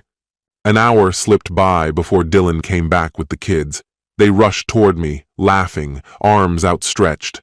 I hugged them tightly, my heart aching as I clung to them. I glanced up at Dylan, silently begging for something, anything, but he met my gaze with indifference and disappeared into his office without a word. I tried my best to stay composed in front of the children, though I knew they sensed that something was wrong. I held them close, perhaps too tightly, and realized how unsettling that might be for them. I forced myself to calm down for their sake. I cooked dinner, and we curled up together watching cartoons. By 9 o'clock, I had tucked them into bed. Dylan didn't come out of the office until around 10. He walked past me silently and went straight upstairs without a glance. The alarm on my phone startled me. I blinked, disoriented, realizing I'd fallen asleep on the couch. Despite everything, exhaustion had overtaken me. I roused the kids, helped them get dressed, made them oatmeal, and brewed a pot of coffee. They were cheerful, chattering through breakfast, blissfully unaware of the storm between us. I climbed the stairs and stepped into our bedroom. As I expected, Dylan was already gone. Two of our largest suitcases sat open on the bed, his way of being efficient, even while cutting me out of his life. After dropping the kids off at school, I returned to the house. A part of me didn't want to leave. It had been my home too. But I knew I had to respect Dylan's boundaries. He needed distance. He needed to feel in control of something. I wouldn't push my presence on him. I had to keep showing him I was sincere, that I still had faith in us, and that I was determined to co-parent with care and respect. Deep down, I believed he still loved me, despite everything. He just needed time. I picked up my phone and called my sister. "Bianca, are you back in town?" she asked. "Yeah," I said softly. "I got in yesterday." Dylan didn't waste a second. He basically served me the moment I landed. I still think there's a chance, but he's furious. He wants me out. "Do you think I could stay with you for a bit?" There was a short pause before she replied. "I guess that's fine." Her hesitation stung. I wondered if Carla blamed me. Maybe she didn't hate me, but I could tell she wasn't exactly proud either. "Thanks," I murmured. "I'll head over after work, if I still have a job, that is." Walking into the office that morning, I had no idea what to expect. I braced for sideways glances, whispered gossip, judgment. And I wasn't wrong. Some people stared openly. A few of the men looked at me with thinly veiled smirks. I kept my head down and got to work. There were dozens of emails and voicemails to catch up on. I threw myself into the tasks, grateful for the distraction. At lunch, I couldn't bear the thought of facing the usual break room chatter. Instead, I slipped away to a nearby burger joint and ate alone. All day, I waited for the call from HR, or worse, from my boss, summoning me for a formal talk. But nothing came. Late that afternoon, I bumped into my boss during a meeting. When it ended, he turned to me and casually asked if I was feeling better after my time away. Then he reminded me of an important client pitch later that week. That was all. No mention of Gavin, no accusations, not a word. I couldn't make sense of it. Was I really off the hook? Were they just going to pretend nothing happened? I got my answer a few days later, when I finally spoke with Gavin. Apparently, he and the company had come to some kind of private agreement. We weren't being fired. He'd agreed to forgo his annual bonus and would spend the next year under probation. As for me, there wouldn't be any disciplinary measures, probably because they didn't want to risk a lawsuit. It felt like their only concern was wrapping the whole ordeal up quietly. Gavin also mentioned that he and Tessa were working things out. Since this was his first time being unfaithful, she was open to giving their marriage another try. Tessa had chosen to postpone the divorce, while they gave counseling a chance. Good for Gavin. I only wished Dylan could be just as understanding. He refused to even speak to me. After that first conversation, Dylan simply handed me his lawyer's business card and said almost nothing else. Within a few days of coming home, I packed up several of my things and moved into my sister Carla's place. I thought maybe if I stepped back, gave him room and didn't push, he might start to soften. One week, I took the kids out to dinner. We went to a McDonald's with a play zone, and they had a blast running, climbing, and sliding. While they played, I sat on a bench, watching them with a lump forming in my throat. The weight of everything I'd done pressed down on me, and I couldn't hold back the tears. But I had to stay calm. For them. When we got back that evening, we walked up to the door together, and I paused before going inside, pulling them close and covering them in hugs and kisses. They looked confused. They probably assumed I was moving back in. I gently ran my fingers through Chelsea's hair and tried to explain. "Your dad and I had a fight, so I'm staying at Aunt Carla's for a little while," I told them. That's when I noticed Dylan, standing quietly in the living room. "I love you both so much, and I'm hoping to come back next week," I added. Chelsea and Trevor looked up at me, their little faces mirroring the sadness I felt inside. Be good for Daddy, and I'll see you really soon. Now head upstairs and get ready for bed." They glanced at Dylan and then silently climbed the stairs. "Bianca, don't promise them something you can't follow through on. You're not coming back next week." "Dylan, I know I've hurt you. I know I've done something terrible, but please, don't throw everything we've built away. I swear to you, it won't happen again." I tried to stay composed, but I could feel tears rising again. "I mean every word." He didn't let me finish. "Bianca, this wasn't a one-time lapse. You carried on an affair for a whole year. You didn't value me or this marriage. Your actions made that perfectly clear." Then he stepped toward the door and opened it, signaling that it was time for me to leave. I didn't argue. I walked out. He needed time, and I had to give it to him. Feeling lost, I asked Carla to come with me to talk to our parents and explain everything. She made arrangements for a dinner at their house that Friday. My parents had always viewed me as responsible and steady, even when I was young, but as I laid everything out, I saw the disappointment settle in their eyes. Maybe they thought I was going to reveal something awful Dylan had done, that he'd been abusive or neglectful, but I had no such excuse. By the time I was done talking, I was a mess, trying hard not to fall apart. Normally, they would have rushed to comfort me, but this time, they just sat there, unsure of what to say, and I couldn't blame them. They couldn't say, "It's okay, Bianca. This will all work out," because they didn't know that it would. Eventually, my mother came over and wrapped me in a hug. "We love you, Bianca, and we truly hope Dylan finds a way to forgive you." The following week, I hired a lawyer, not because I wanted to fight, but because I wanted Dylan to understand that I was serious about doing things right. Once attorneys were involved, he started cooperating, at least when it came to the kids. We settled on an arrangement. I'd see them on weekends and Wednesday evenings. On Wednesdays, I was allowed to be with them at the house, and Dylan would leave while I was there, returning only after they were in bed. It wasn't ideal, but we found a rhythm. Dylan barely spoke to me, but I kept trying. Every Wednesday, I made large meals the kids could eat over the next few days. It gave me a sense of purpose again, like I still had some role in their lives, and little by little those visits started bringing me a bit of comfort. A few weeks into this routine, I came over as usual one Wednesday. Dylan, who normally gave me a brief nod before leaving, lingered at the doorway a moment longer. "Bianca, thank you. The food you've been making, it's been really good." His words took me by surprise. It was the first time in a while that he'd spoken to me kindly. "Of course, Dylan," I said. "If there's anything specific you'd like next week, just let me know. I'd be happy to make it." I offered a gentle smile. I began to notice something different in Dylan. A subtle discomfort had crept in. He had always been agreeable with the children's routines, and that hadn't changed, but something in his demeanor had. Over the next few weeks, I found that giving him space seemed to be having a positive effect. I knew he liked the tradition of leftovers on Wednesdays, so instead of disrupting that, I started doing his laundry.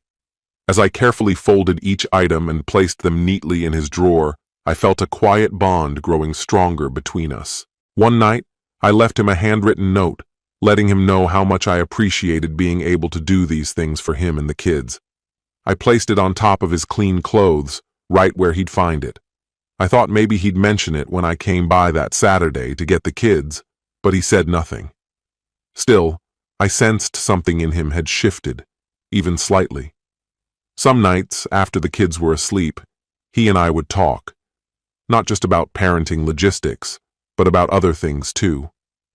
Gradually, our conversations became less forced, more natural. This continued over the course of several months. I told my attorney not to accelerate the divorce proceedings, but also not to be obvious about stalling. We were in the middle of a 90-day waiting period, but I secretly hoped things would resolve much sooner. Dylan didn't appear eager to finalize anything either, which I saw as an opportunity I needed to make the most of. About a month in, I felt it was time to take a bolder step. That Wednesday, I paid closer attention to my appearance, choosing something that made me feel confident, adding a touch of makeup. As Dylan was leaving that evening, I told him I had a surprise for him when he came back, and that I wanted us to talk. I gave him a warm, lingering look. He seemed a bit confused by my words, but didn't press for details, just what I was hoping for. I wanted to plant just enough curiosity to stay on his mind. When he returned later that night, I could see the uncertainty in his expression. "What did you want to talk about, Bianca?" he asked. "Oh, I didn't actually want to talk," I said with a gentle smile. "I wanted to give you something." His gaze swept over me, and I could tell what he was thinking. I had considered going further that evening, but I wasn't quite ready. "You didn't think I forgot your birthday, did you?" I said softly, pulling a small box from behind my back. Surprise flashed across his face. "Bianca, you didn't need to do that." "You're still my husband," I said, my voice quiet. "At least for now. Please, take it." I looked him directly in the eyes and held his gaze. He opened the box to find a sleek Omega Seamaster watch, sophisticated and elegant, just his taste. I stood close as he examined it, hoping he'd catch the subtle scent of my perfume. He fastened it onto his wrist, smiling up at me. That's when I noticed he smelled faintly of alcohol. He'd probably stopped by the End Zone, his favorite sports bar. I saw a window of opportunity. "There's something else I want to give you," I said. He didn't ask what. His eyes just stayed fixed on mine. "I've missed you these last few months," I said quietly. "I've missed what we shared." I stepped closer, and he didn't move away. His expression flickered. There was hesitation, doubt. "Dylan, overthink this," I whispered. "I'm not asking you to take me back. I'm not trying to move back in. I just want to be here tonight with you, on your birthday. Let's not deny what we both want." I reached out to him, and he took my hand. Together we walked upstairs. Later, as we lay together in silence, he suddenly sat up.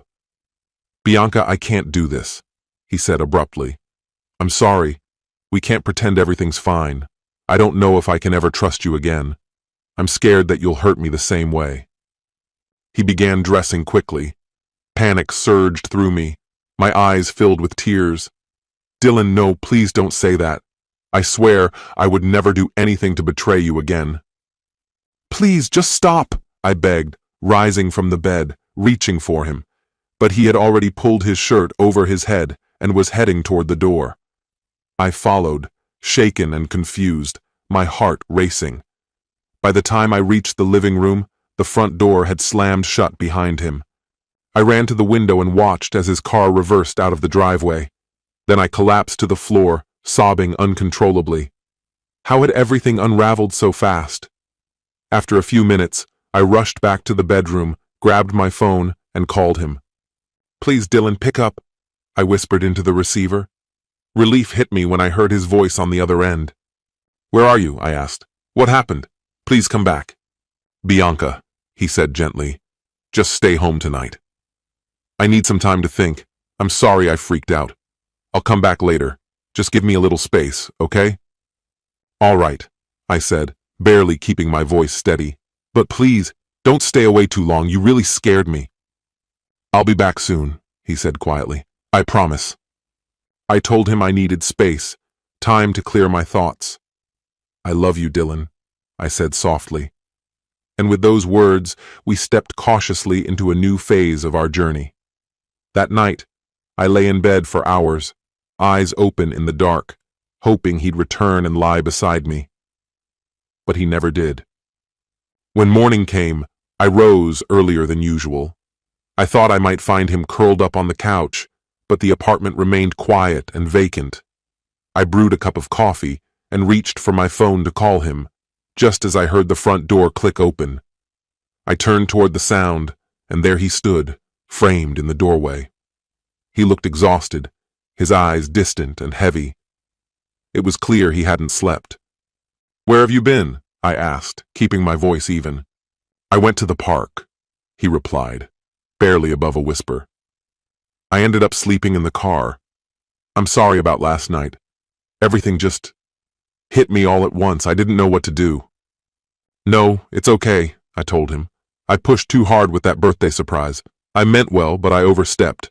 I just hope I didn't ruin the progress we'd made." I motioned toward the kitchen. "Why don't you have some coffee? Take a shower. We'll talk after." When he emerged from the bathroom, I could already see it in his face. This conversation wasn't going to end the way I had hoped. "Bianca, I can't keep living like this," he began, his words slow and deliberate. "I can't stop thinking about you. Since the day you were unfaithful, it felt like everything between us was shattered. And ever since then, I've been drifting. Lost. When you left, it felt like my chest had been split open." His voice trembled, full of pain, and for a moment I believed there was still a path back to each other. But then he continued. He explained that while he still cared, the wounds were too deep. Even if we tried to repair things, it would take years, and he feared we'd only reopen old scars and inflict more pain. I set my coffee down, unable to hold back the tears. They came all at once. I was speechless. My face was soaked, and I saw that his was too. Neither of us moved. We stood frozen in that moment, bound together by sorrow. Eventually, he stepped toward the counter, picked up my car keys, and placed them in my hand. His other arm wrapped gently around my shoulders, guiding me to the door. We didn't exchange a single word. The silence between us spoke volumes, far more than anything we could have said. That quiet walk to the front door was a shared acknowledgement. This was the final goodbye. Our life together, our marriage, was over. I paused on the porch and looked back. He stood just inside the doorway, and our eyes met one last time. Then slowly he closed the door. Still dazed, I got in my car and drove off, directionless and hollow. I didn't know where I was headed, only that everything had changed. 1 year slipped by. Then I posted something on Facebook. To my friends and family. Not long ago I had a beautiful life. A husband who stood by me, 2 incredible children, and a home filled with warmth. I had steady work and friendships I thought were solid. Now so much of that is gone. My children are healthy, thank God, but I don't see them as much anymore. Dylan, the man who once weathered every storm with me, is no longer my partner. My family, my parents, my siblings, even my closest friends, haven't vanished from my life completely. But our relationships are not the same, and it's because of a mistake I made. A mistake that changed everything. I was selfish. I betrayed not only the man I loved, but also myself. I had an affair. That's who I became. A woman who broke the heart of someone who truly believed in her. I'm writing this now to say I'm sorry. Deeply, sincerely sorry. To everyone I disappointed, everyone I hurt. You deserved better. This experience stripped away the arrogant, self-confident version of myself I used to hide behind. I no longer take love or forgiveness for granted. I'm sharing this not just to ask for grace, but to caution others. If you think your choices won't have consequences that ripple through the lives of everyone you love, you're wrong. They will, and you'll live with them. Chelsea, I'm sorry. Trevor, I'm sorry. Dylan, more than anything, I am so sorry. I know my actions didn't reflect it, but I have always loved you all. End of post. The next morning, coffee in hand, I opened my laptop and logged into Facebook. There were dozens of responses. Some were forgiving, others reflective. A surprising number were supportive, more than I expected. I had fewer friends now, but the ones who remained were genuine. Then something made my breath catch in my chest. A friend request, from Dylan. That was it, no message, just the request. I knew we'd never be husband and wife again. That chapter had ended, but maybe, just maybe, we could start a new one, as friends. Our story has come to an end. What do you think about this story? Share your thoughts in the comments. And if you enjoyed the way I tell stories, head over to my channel and check out my other videos. May the force be with you. See you soon, my friend.